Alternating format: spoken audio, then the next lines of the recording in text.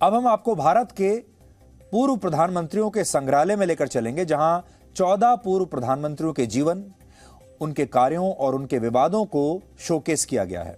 और इस संग्रहालय में पंडित जवाहरलाल नेहरू को श्री जवाहरलाल नेहरू कर दिया गया है और भारत के बाकी के प्रधानमंत्रियों को भी वही दर्जा दिया गया है जो नेहरू गांधी परिवार के प्रधानमंत्रियों को पहले दिया जाता था।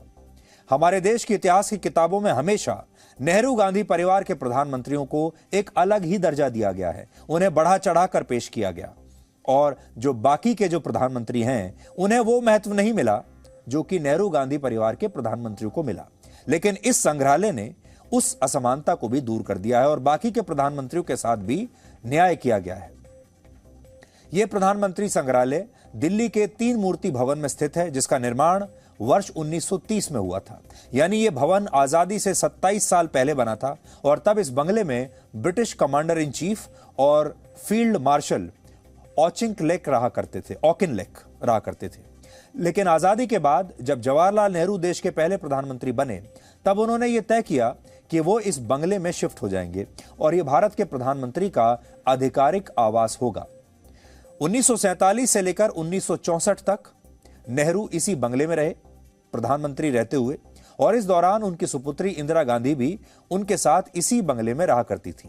लेकिन वर्ष 1964 में जब नेहरू की मृत्यु हुई तो इस बंगले को खाली नहीं किया गया, बल्कि इसे नेहरू की निशानी के तौर पर उनके संग्रहालय में बदल दिया गया और 1966 में इसे एक नया नाम दे दिया गया और यह नाम था the Nehru memorial museum and library, जिसे हम हिंदी में नेहरू संग्रहालय भी कहते हैं। यानी यह भवन पहले सिर्फ नेहरू के इर्द गिर्द सिमटा हुआ था और यहां दूसरे प्रधानमंत्रियों के लिए कोई जगह नहीं थी, उनके नाम तक यहां पर नहीं थे। लेकिन अब इस नए संग्रहालय ने देश के सभी पूर्व प्रधानमंत्रियों को बराबरी का दर्जा दिया है और यह बताया है कि देश के इतिहास में अब तक जितने भी प्रधानमंत्री रहे हैं, उनमें सभी ने देश के लिए अच्छा काम किया है और उन सभी के योगदान से आज हमारा देश यहां तक पहुंचा है। सारे पूर्व प्रधानमंत्री बराबर हैं और देश के लोगों को इन सब के बारे में जानने का बराबर का अधिकार है।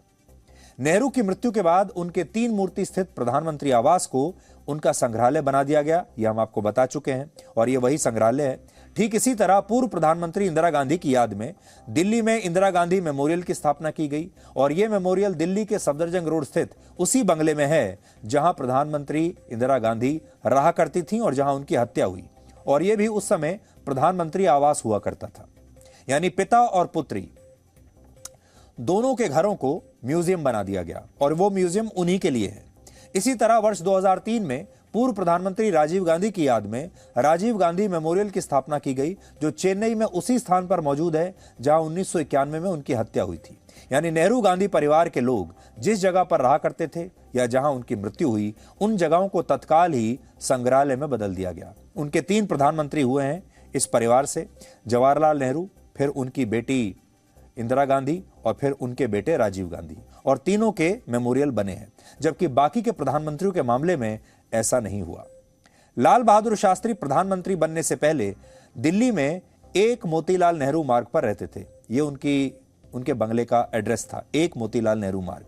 लेकिन नेहरू की मृत्यु के बाद जब वो प्रधानमंत्री बने तो 1 नंबर मोतीलाल नेहरू मार्ग को 10 जनपथ के सरकारी बंगले से जोड़ दिया गया, क्योंकि ये आपस में वैसे भी जुड़े हुए थे, ये साथ साथ हैं ये दोनों बंगले, तो इनको आपस में जोड़ दिया गया क्योंकि उस वक्त 10 जनपथ प्रधानमंत्री का आधिकारिक आवास था। 1966 में शास्त्री जी की मृत्यु के बाद तत्कालीन प्रधानमंत्री इंदिरा गांधी ने उनके परिवार को 10 नंबर जनपथ में रहने का विकल्प दिया था, लेकिन शास्त्री जी के परिवार ने इससे इनकार कर दिया और कुछ वर्षों के बाद यही बंगला 10 जनपथ पूर्व प्रधानमंत्री राजीव गांधी और सोनिया गांधी को अलॉट हो गया और आज भी 10 जनपथ पर कांग्रेस अध्यक्ष सोनिया गांधी ही रहती हैं। आज भी 10 जनपथ तब से लेकर अब तक उनका आधिकारिक आवास बना हुआ है। बड़ी बात यह है कि नेहरू और इंदिरा गांधी की तरह शास्त्री जी की मृत्यु के बाद 1 मोतीलाल नेहरू मार्ग को उनका म्यूजियम नहीं बनाया गया। इस काम में हमारे देश को 34 साल लग गए और वर्ष 2000 में पूर्व प्रधानमंत्री अटल बिहारी वाजपेयी ने यह फैसला किया कि इस बंगले में शास्त्री जी से जुड़ी चीजों को संजोकर रखा जाएगा। यानी नेहरू और इंदिरा गांधी के मामले में जो फैसला तत्काल हो गया था, शास्त्री जी के मामले में उसके लिए 34 वर्षों का लंबा इंतजार हमारे देश को करना पड़ा।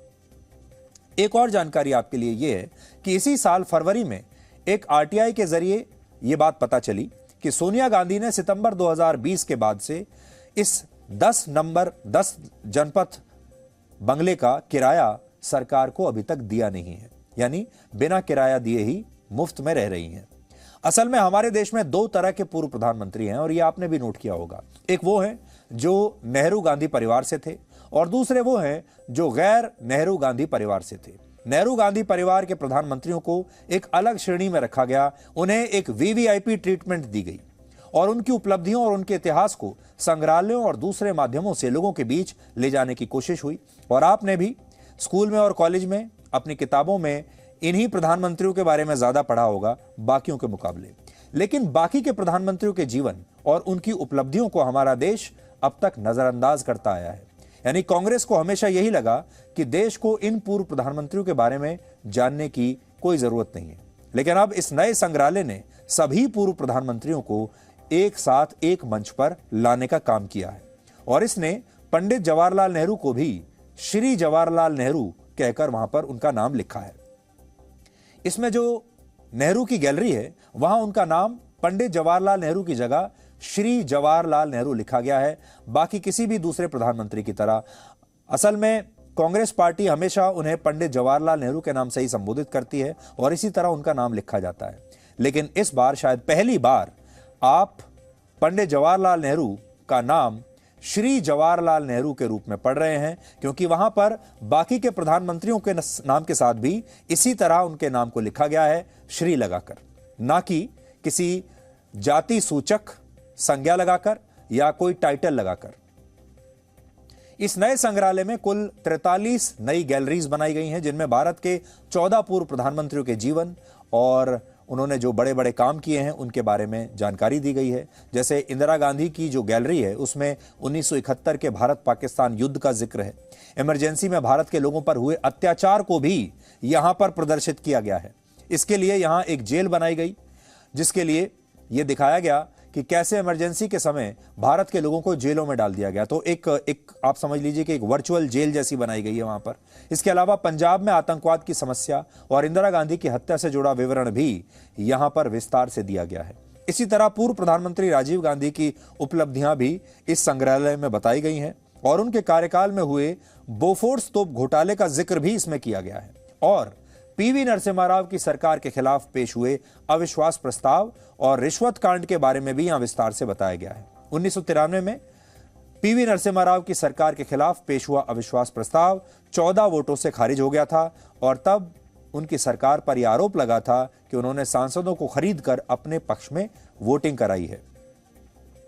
इस संग्रहालय के उद्घाटन में सभी पूर्व प्रधानमंत्रियों के परिवारों को आमंत्रित किया गया था, लेकिन नेहरू गांधी परिवार और डॉक्टर मनमोहन सिंह के परिवार से इस कार्यक्रम में कोई शामिल नहीं हुआ और इसके पीछे उन्होंने कहा कि स्वास्थ्य कारणों से हम इसमें शामिल नहीं हो पा रहे।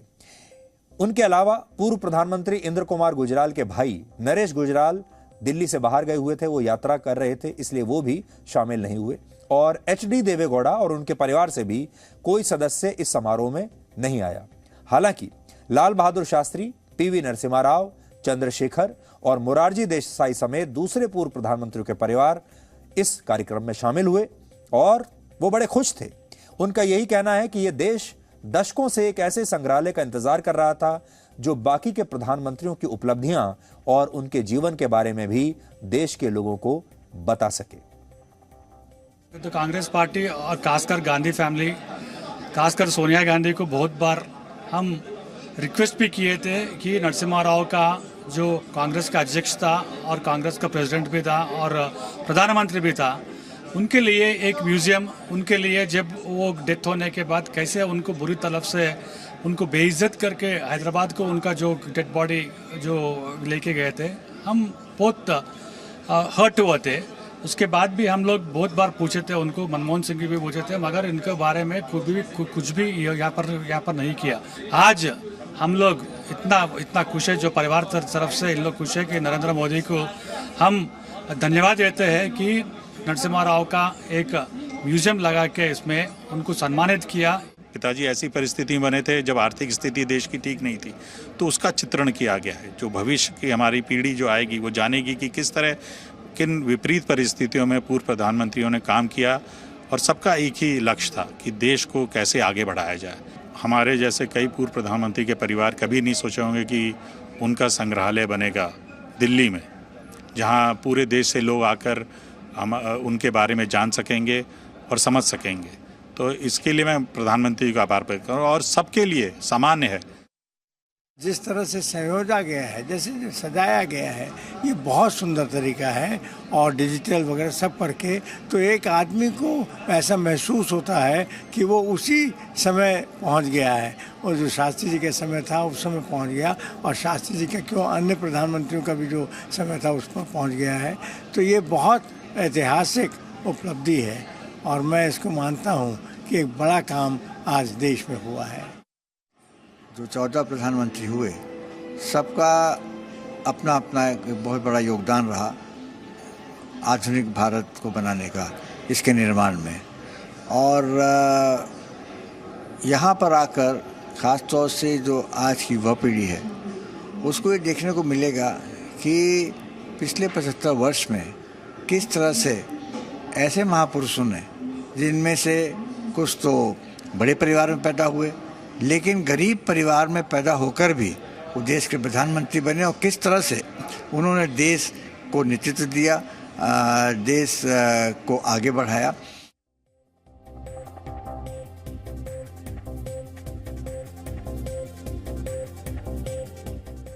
इस संग्रहालय में एक सेल्फी पॉइंट भी बनाया गया है, जहां आप भारत के पूर्व प्रधानमंत्रियों और मौजूदा प्रधानमंत्री नरेंद्र मोदी के साथ अपनी सेल्फी खिंचवा सकते हैं, तस्वीर खिंचवा सकते हैं। और यह तस्वीर उनकी होलोग्राम प्रतिमा के साथ खींची जाएगी।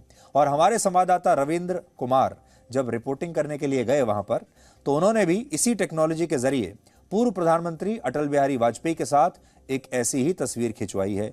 और कल प्रधानमंत्री मोदी ने इस संग्रहालय का उद्घाटन करते हुए कहा था कि भारत के ज्यादातर प्रधानमंत्री साधारण परिवारों से आए हैं।